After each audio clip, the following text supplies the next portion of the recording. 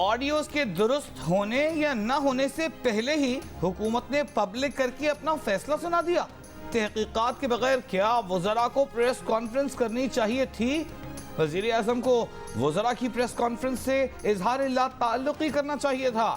Audio leaks کے خلاف case میں سپریم کورٹ کے جج جسٹس منیب اختر کے ریمارکس۔ اٹارنی جنرل سے پوچھا، کیا اس وقت حکومت کا کیس یہ ہے کہ آڈیوز بادی نظر میں درست ہیں؟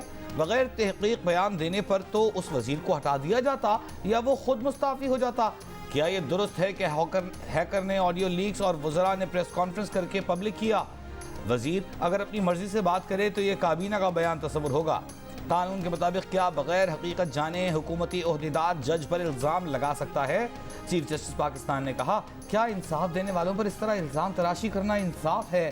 پریس کانفرنس کر کے ججز پر الزامات لگائے گئے، میڈیا اور پیمرا سے جواب مانگیں گے۔ ججز پر الزامات کی تشہیر کیسے کی گئی؟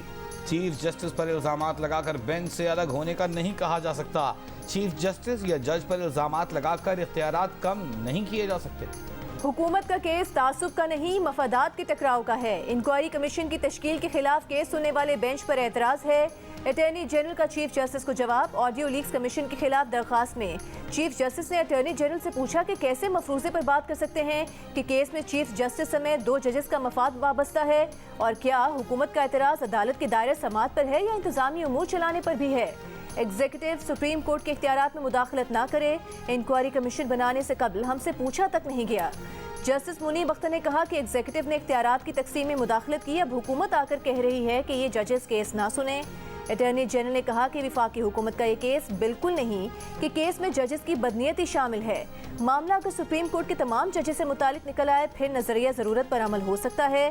اگر تمام ججز پر سوال ہو پھر بھی کہا جا سکتا ہے کہ اب کیس کسی نے تو سننا ہے۔ اٹارنی جنرل کے بینچ پر اعتراض سے متعلق دلائل مکمل۔ آرمی کی دفاعی تنصیبات کے اوپر حملہ کیا، وہاں پہ توڑ پھوڑ کی، آرمی ہاؤس جناح ہاؤس جو ہے وہاں پہ اس کا گیٹ توڑ کے اندر داخل ہوئے، تو کیا یہ چیزیں جو ہیں یہ آرمی ایکٹ کے تحت نہیں آتی؟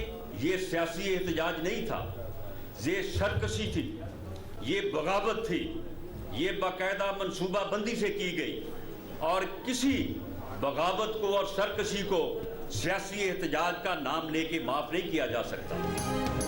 9 مئی کو جو ہوا وہ سیاسی احتجاج نہیں، سرکشی اور بغاوت تھی۔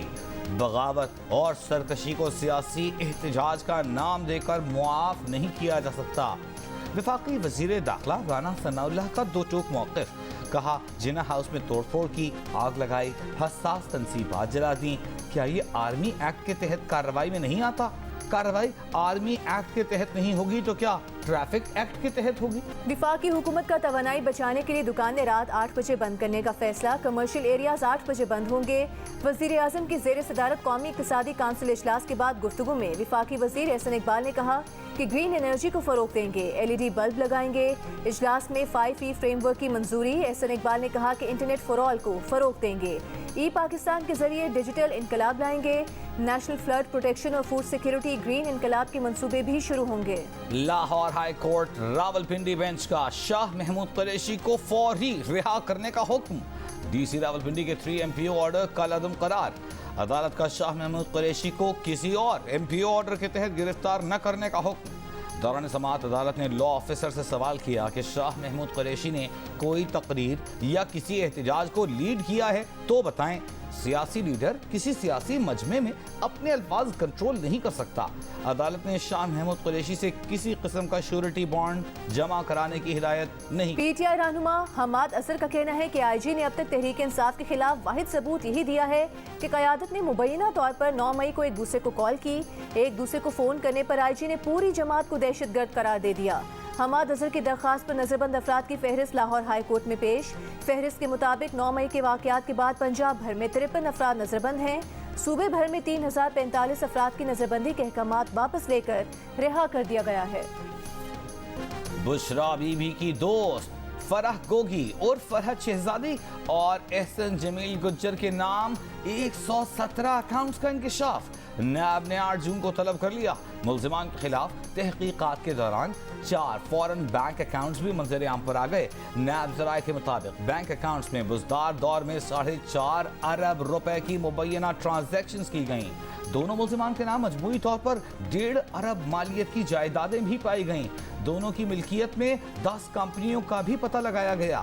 تحقیقات میں فرحت شہزادی کے لیے کام کرنے والے کیش بوائے کا سراغ بھی لگا لیا گیا۔